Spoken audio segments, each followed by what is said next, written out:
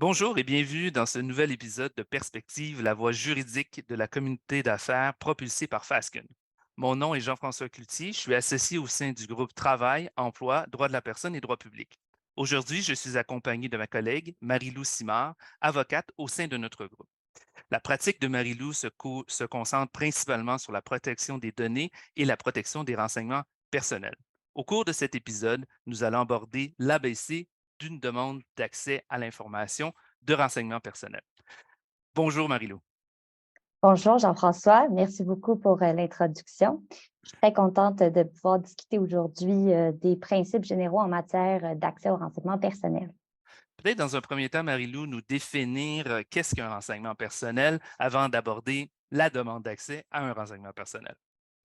Certainement, donc un renseignement personnel, c'est tout renseignement qui concerne une personne physique et qui permet de l'identifier. Par exemple, ça peut être une adresse, un numéro d'assurance sociale, ou encore dans un contexte plus de droit du travail, ça peut être la date du congédiement d'une personne. Donc, merci pour ces explications sur le renseignement personnel. Donc, qu'est-ce que signifie l'accès au renseignement personnel? Comment ça se traduit en pratique? Bien, tout d'abord, il faut penser que toute entreprise va collecter de l'information sur des individus. Ça peut être des employés, mais également des clients. Et dès qu'une entreprise, elle détient un renseignement personnel, comme on l'a défini, sur une personne, bien, cette personne-là peut demander à l'entreprise qu'elle lui communique les renseignements personnels qui la concernent elle-même. Et elle peut également lui demander d'en obtenir une copie de ces renseignements personnels-là. Donc, les droits d'accès dont je parle, ça, c'est encadré par la loi sur la protection des renseignements personnels dans le secteur privé. C'est une loi qui a été amendée récemment par la loi 25. On en a entendu parler beaucoup de son nom complet. C'est la loi modernisant euh, des dispositions législatives en matière de protection des renseignements personnels dans le secteur privé. La majorité des amendements à cette loi sont entrés en vigueur le 22 septembre 2023 et il y a d'autres amendements qui sont entrés en vigueur plus tôt, en 2022, et il y en aura d'autres également en 2024. Donc, concrètement, l'accès aux renseignements personnels, ça permet, si on prend l'exemple d'un employé, de demander d'obtenir tout son dossier d'employé aux ressources humaines de l'entreprise. Un dossier d'employé, ça contient beaucoup de renseignements personnels sur cette personne. Après que cette personne ait obtenu ces renseignements personnels, suite à une demande d'accès, elle peut également demander, si elle estime qu'il y a des erreurs, des inaptitudes dans son dossier, de faire la rectification des renseignements personnels qui sont présents dans son dossier ou juste tout renseignement personnel que l'entreprise détient sur ces personnes. Donc, c'est un peu comme on entend souvent parler d'accès à l'information envers des organismes publics. Donc, c'est un peu le petit frère discret de l'accès à l'information, où dans l'accès à l'information, on demande à l'entreprise d'obtenir tout document ou renseignement que cet organisme détient et non juste comme en accès aux renseignements personnels, les renseignements personnels du demandeur d'accès. Donc, les renseignements personnels qui concernent la personne qui va demander d'obtenir l'accès. Parfait. Et si on s'intéresse justement là, à cette personne qui, dans le domaine privé, là, va demander d'avoir accès à son dossier, que ce soit un employé, que ce soit un client, comme tu l'as énoncé, donc selon quels critères de validité, dans le fond, devra avoir cette demande d'accès-là à l'information qui est détenue par une entreprise privée? Donc, il y a trois critères qui sont essentiels. Tout d'abord, la demande d'accès va devoir être faite par écrit. Par exemple, si une personne appelle les ressources humaines et demande par téléphone un renseignement, eh bien là, ce ne sera pas une demande d'accès qui est validement faite parce qu'elle doit absolument être faite par écrit. Donc, la personne peut l'inviter plutôt à l'écrire sous forme de courriel, sa demande. Hmm. Oui, parce que je pense qu'il y a Également, une obligation de renseignement, là. Donc, si la personne nous appelle, fait une demande verbale, l'entreprise a quand même une obligation de dire, ben, elle doit être inscrite, on vous demande de la faire par écrit pour qu'on puisse la traiter, dans le fond. Exact, là. Ça serait peut-être pas une bonne pratique non plus de juste faire comme si elle n'a pas été validement faite et de ne pas lui répondre. Donc, Tout à oui, fait. c'est de l'inviter à l'écrire par courriel et de lui donner l'adresse de la personne parce que l'adresse, dans la demande d'accès, doit absolument être adressée à une personne précise dans une entreprise. Cette personne est la responsable de la protection des renseignements personnels qu'on appelle RPRP. Ça, il y en a un dans chaque entreprise. C'est obligatoire en vertu de la loi et ça, c'est depuis la loi 25 que Parfait. c'est nécessaire d'avoir ce responsable. Donc, C'est les entreprises qui ne l'auraient pas désigné, ce serait aussi une bonne pratique là, de s'intéresser à cette question-là et de le désigner parce que la demande d'accès à la base doit être adressée à cette personne-là. exact. Donc, c'est vraiment important de désigner la personne et également de faire une délégation parce que, tout dépendamment de la taille de l'entreprise, là, mais dans toute entreprise, selon la loi, s'il n'y a pas eu de délégation, c'est le plus haut dirigeant qui est le responsable de la protection des renseignements personnels. Donc, cette personne qui est très occupée peut déléguer cette tâche de répondre aux différentes demandes d'accès à une personne dans l'entreprise qui sera désignée comme RPRP. Donc, ça, c'était le deuxième critère nécessaire Oui, à la demande. Troisième critère, la personne doit justifier de son identité. Donc, il faut que ça soit possible de valider l'identité par le courriel de la personne. Si une personne a comme courriel soleil123@gmail, écrit Bonjour, je suis l'ex-employé Régent Tremblay. J'aimerais obtenir tous mes renseignements personnels de mon dossier de ressources humaines. Eh bien, là, la personne va devoir trouver une manière de valider son identité parce qu'elle ne peut pas juste envoyer les renseignements personnels à une personne qui n'est pas capable de valider son identité. Donc parfait. là, Donc, c'est c'est la responsabilité du RPRP de, exact. je comprends, je m'adapte bien, hein, de valider donc cette information-là avant de transmettre, évidemment, des renseignements personnels qui ne seraient pas les renseignements personnels de, du demandeur, dans le fond, qui aurait une forme d'usurpation d'identité. Donc, il doit s'assurer de la personne qui fait la demande et qui détient sur lequel il détient les renseignements personnels. Oui, c'est exact parce que selon la loi, ben, toute entreprise a le devoir de protéger les renseignements personnels qu'elle détient. Donc, c'est pour ça que le RPRP doit valider l'identité de la personne. Parfait. Et donc là, on comprend, donc ça, c'est le demandeur, donc c'est les critères de sa demande. Pour l'entreprise maintenant qui reçoit cette demande-là, dans quel délai elle doit la traiter? Donc, l'entreprise qui reçoit la demande, elle a 30 jours de la date de réception de la demande pour donner une réponse favorable ou défavorable, mais elle doit donner une réponse dans les 30 jours. Parfait.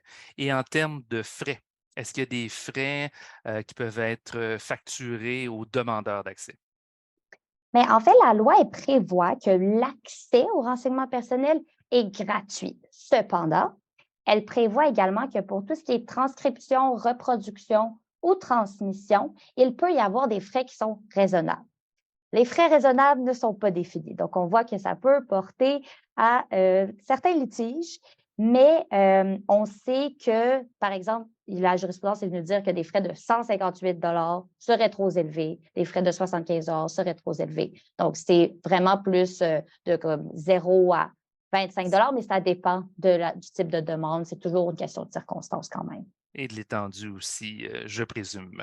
Donc, on Exact. connaît le délai pour répondre, on connaît ce qu'on pourrait, disons, facturer comme frais. Qu'est-ce qu'il doit y avoir comme contenu, donc, dans cette réponse-là à la demande d'accès?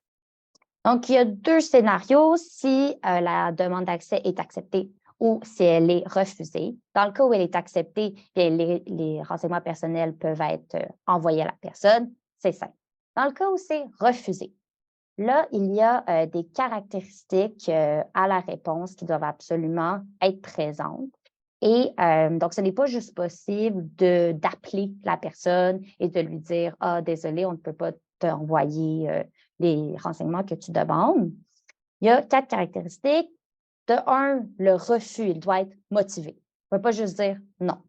Hmm, Ensuite, c'est nécessaire d'indiquer les dispositions de la loi sur laquelle le refus s'appuie. Parce qu'on va en discuter plus tard, mais il y a des motifs de restriction qui permettent de refuser d'accéder à certains renseignements personnels. Et il faut que ça soit indiqué l'article même. Et attention, il faut prendre l'article à jour depuis les modifications de la loi 25. Ensuite, il y a les recours qui s'offrent aux demandeurs qui doivent être mentionnés. Donc, le recours qui est d'aller à la commission d'accès. Et finalement, ça doit être indiqué le délai dans lequel le demandeur doit exercer son recours. Il y a également un élément qui est nouveau en lien avec les réponses.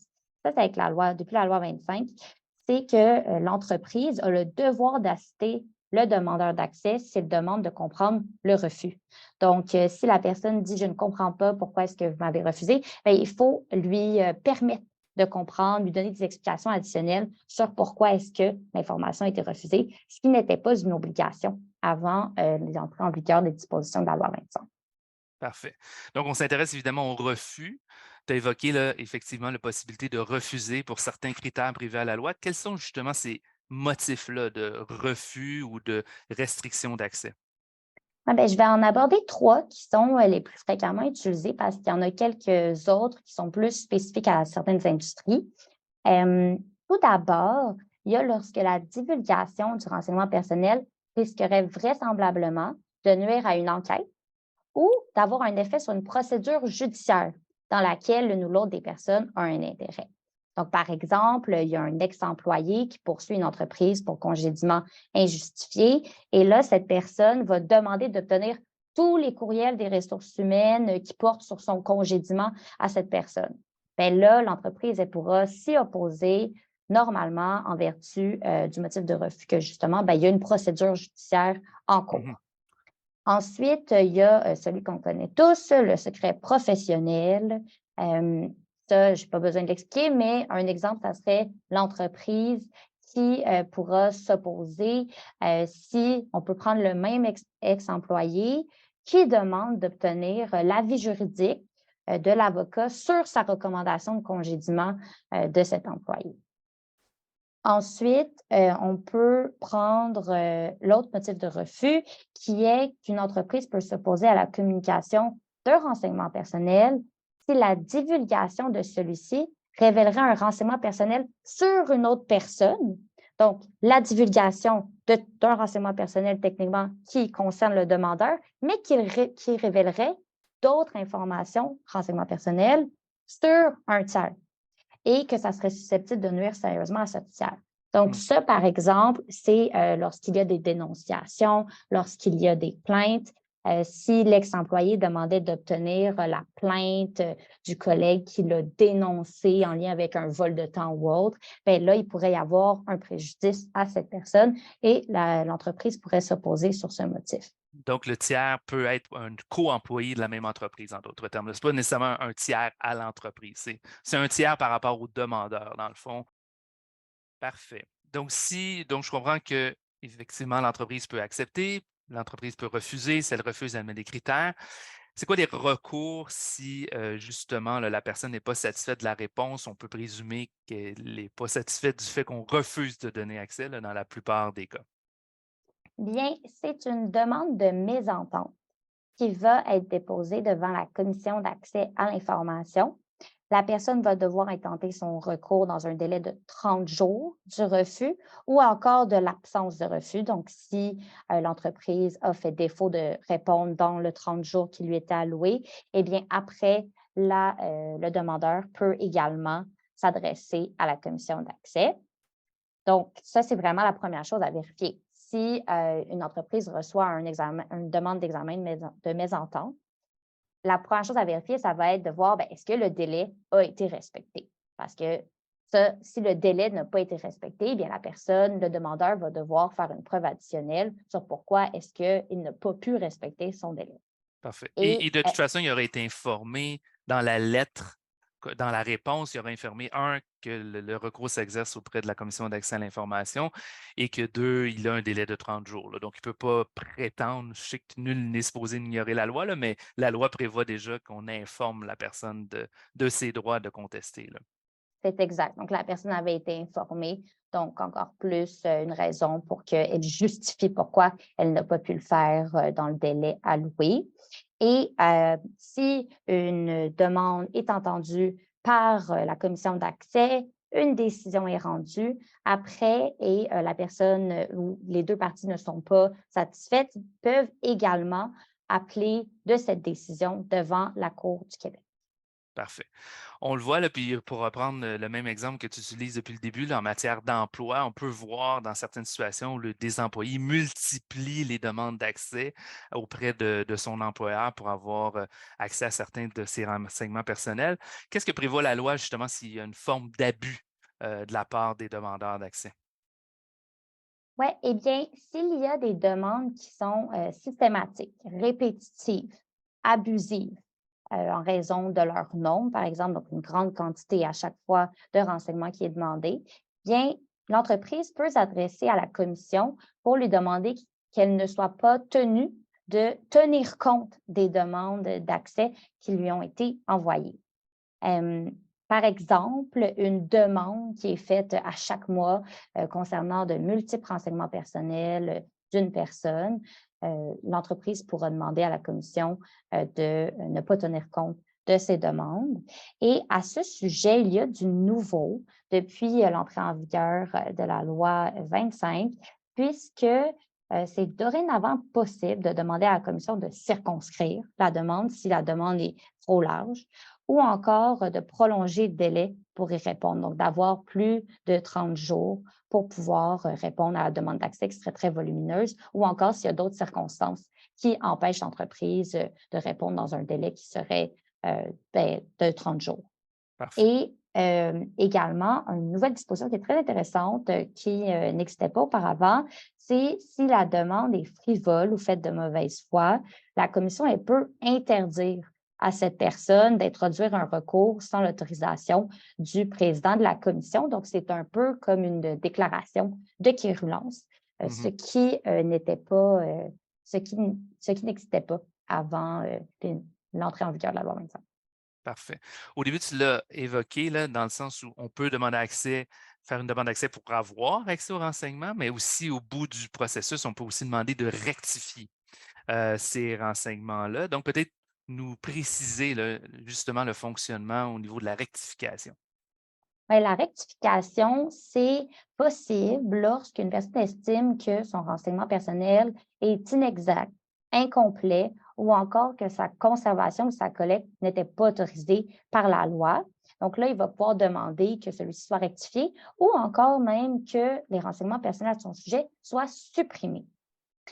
Donc ça, on peut prendre l'exemple d'un dossier d'employé dans lequel ça serait écrit qu'il a quitté son emploi le 20 janvier, alors qu'il estime que c'est plutôt le 20 février qu'il aurait quitté son emploi. Donc là, l'employé peut demander de rectifier cette mention.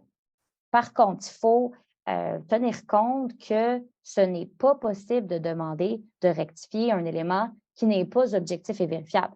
Donc, Hmm. s'il y a un litige entre l'entreprise et l'ex-employé sur la date du congédiement, que les deux parties ne s'entendent pas sur c'est quoi la date, et le débat ne pourra pas être fait devant la commission d'accès de quelle est la réelle date de congédiement. La commission d'accès n'étant pas un tribunal de droit du travail, et il y a eu plusieurs décisions à ce sujet.